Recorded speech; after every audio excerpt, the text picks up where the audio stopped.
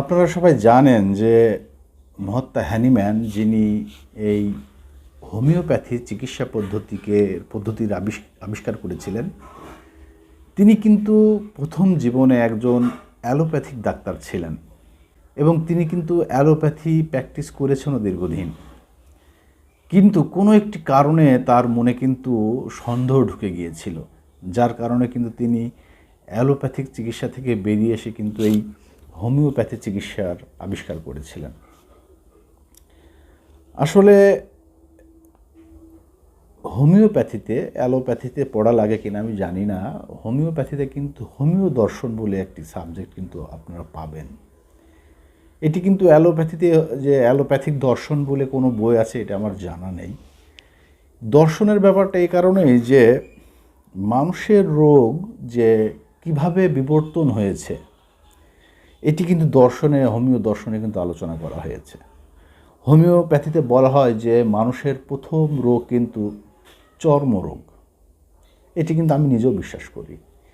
এবং মহাত্মা হ্যানিম্যান প্রায় 2 থেকে 2,500 বছরের পূর্বের যে মনুষ্য সমাজে যে অসুখ ছিল, রোগ ছিল, সেই রোগের উপরে কিন্তু তিনি অধিক পরিমাণে পড়াশোনা করেছিলেন এবং পড়াশোনা করে তিনি বুঝতে পেরেছিলেন যে মানুষের প্রাচীন রোগ হলো চর্মরোগ এবং সেই রোগটিকে আপনি ঢাকার জন্য, আসলে চর্মরোগ হলে তো অনেক সময় কিন্তু আমরা মানুষকে দেখাতে চাই না, লজ্জা পাই।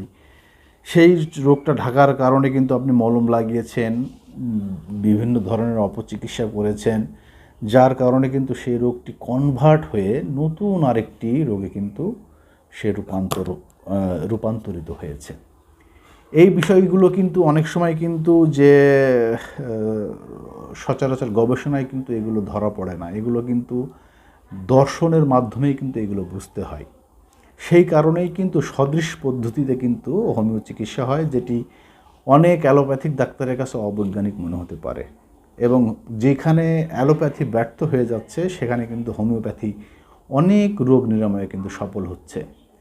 ক্যান্সারের মতো ব্যাধি বলেন, বংশগত ব্যাধি বলেন, বা যেসব রোগে অ্যালোপ্যাথি বলছে যে আপনাকে সার্জারি করাই লাগবে, সেই সকল রোগও কিন্তু হোমিওপ্যাথিতে ভালো হচ্ছে। তাই অবশ্যই কিন্তু হোমিওপ্যাথি যে দর্শন, সেই দর্শনটি কিন্তু যারা আমরা ডাক্তার আছি বা নতুন যারা পড়াশোনা করছেন তাদের কিন্তু সেই বইটি কিন্তু অবশ্যই পড়তে হবে, যে হোমিওপ্যাথি দর্শনটিকে কিন্তু বুঝতে হবে। কারণ পৃথিবীর এখনও অনেক বিষয় আছে যেগুলো কিন্তু আসলে বিজ্ঞান দিয়ে আসলে কিন্তু বিজ্ঞান সেই জায়গায় পৌঁছাতে পারেনি বা সেই জিনিসটা আবিষ্কার করতে পারেনি। যেমন আমি একটু উদাহরণ দিই, ধরেন যে এই যে আমি একটা জীবন্ত মানুষ, আমাকে কিন্তু পোকামাকড় এসে কিন্তু এখনই খেয়ে ফেলবে না, কিন্তু আমি যদি এখন মারা যাই 1-2 ঘন্টার মধ্যেই কিন্তু আমার শরীর কিন্তু খাওয়া শুরু করবে বিভিন্ন পোকামাকড়। তার মানে কি আমার শরীরের ভিতরে কিন্তু একটি জীবনী শক্তি আছে, যে জীবনী শক্তির জোরে কিন্তু এই পোকামাকড়গুলো কিন্তু আমাকে খাচ্ছে না। তো এরকম অনেকগুলো বিষয় আছে যেগুলো আসলে হোমিওপ্যাথি দর্শনে পাওয়া যায়। যারা নতুন পড়াশোনা করছেন আমি সবাইকে সাজেস্ট করব যে আপনারা এই ধরনের বইগুলো অবশ্যই পড়বেন। শুধুমাত্র ম্যাটারিয়া মেডিকা পড়ে যে কোন রোগের কোন ওষুধ, এইটি পড়ে কিন্তু শুধুমাত্র হোমিওপ্যাথিকে বোঝা সম্ভব নয়। আশা করি সবাইকে বোঝাতে পেরেছি। সবার কাছ থেকে বিদায় নিচ্ছি। আসসালামু আলাইকুম।